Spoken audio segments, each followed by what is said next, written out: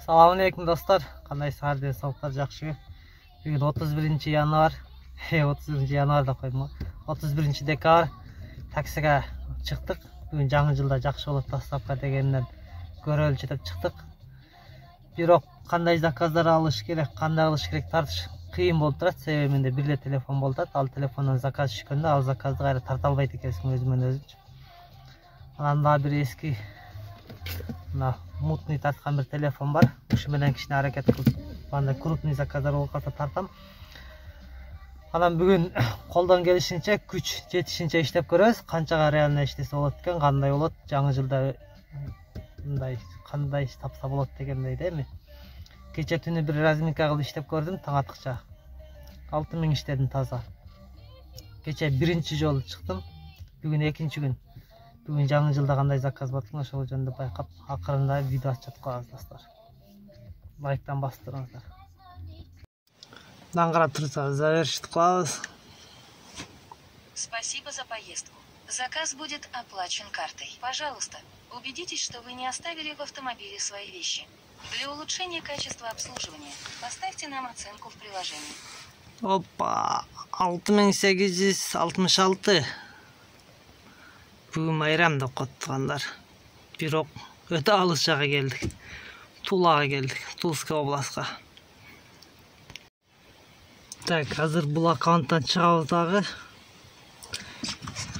Экинчи аккаунтты жандырабыз. Эми буну азыр бир аздан култайт. Иштеле алабыз. Ошого азыр экинчи аккаунт менен иштесек, анда дагы 14 саат убакыт болот буюрса.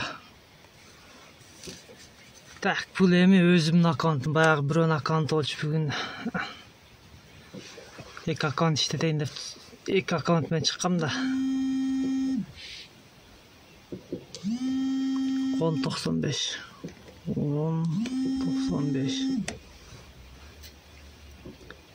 Достор, эсли сиздер жакшы парк издеп аткан болсоңор, мына эки дос таксопаркына чакырабыз.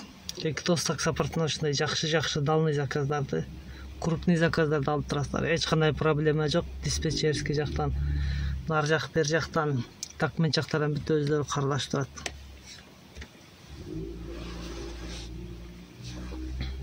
Балон жарылып, жолда калдым. Бүгүн жакшы күн болбоду. Аз Москвага 150 километр калды эле. Азыр мен буларды алмаштырып, анан мына баллонду салам.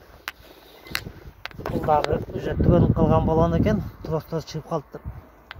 Жолда көрүнгөн жерден желдеп эптеп Москвага жетип алсам, бул жолда азыр эч ким жардам берейин деген ой деле жок. Буга ылайык машина деле жок азыр. Жардам берет турганчы. Ошон үчүн ушуну салам дагы азыр. Эки аттап аябайлап Москвага кирип кетем. Ушу менен бүгүнкү иш токтойт окшойт. Эртеңден баштайбызбы же кандай болот билбейм. Көрө жатарбыз ал жагын. Мына достор, запасканы салдык. Кудайга шүгүр, лысый болсо да, жаман болсо да бар экен. Биринчи караганда жели жок болчу, мен ойлодум да жел жок, жараксыз экен деп келип желдеп көрсөм жакшы жел чыкпады. Жолда карап шашпай эсенебен кетип кала элем. Бүгүн иш оң келбеди. Бирок Кудайга шүгүр, саат 12-ге чейин 8000 иштедим эле. 12-ден кийин ушундай болуп калды. Мынандай погода болуп атат Москвада. Москвада эмес, Тульская областан кайткан жакта. Жолдун баардыгы ушундай экен бул жактачы. Москвадай жол кара эмес. Жолдор сыйгалак, ошого катуу жүрө албай атам. Баллонду да көзүңүздөр көрдүңүздөр. Жаман баллон салып алып ушу менен кеттим. Достор, түнү менен иштеп, мына азыр таң атып калды. Азыр иштеген отчетторду көрсөтөм.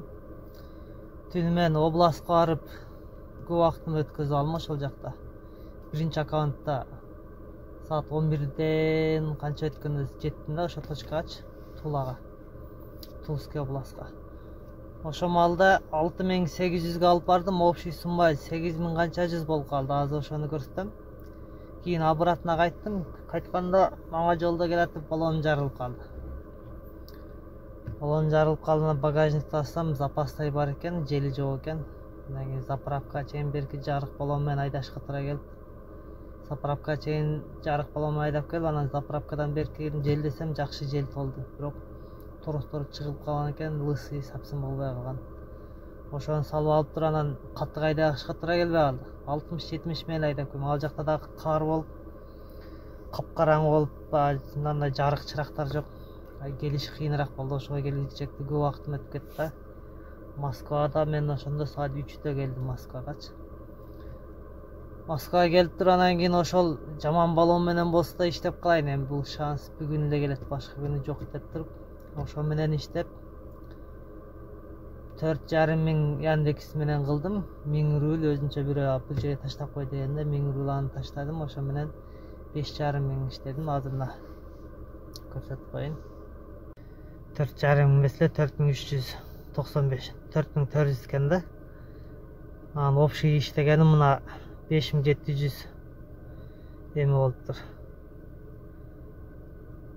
39 калган бул Яндекс комиссия, бул грязный болуш керек эми менин билишимче. Мен эле азыр эми буларды чукулай эме кылганга азыр опыт эле жок. Биринчи жолу иштеп атам таксиде.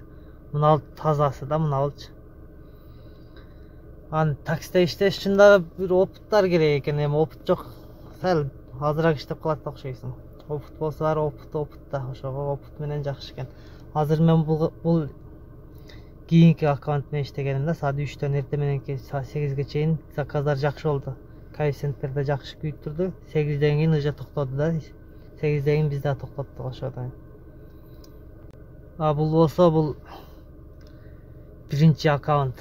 Багы областка барып, областтан кайтканда буну жаап, кийин өзүмдүкүн ачып келгем. Бул ушу 8300 иштеппин, анда 12ге чейин эмес, саат 11ге чейин болгондо болчу. Башталганда кечки саат, күндүзгү саат 3-4-төрдө баштагам. Ошодон кечки саат 11ге чейин иштегеним. Буга берки 4400 кошобуз.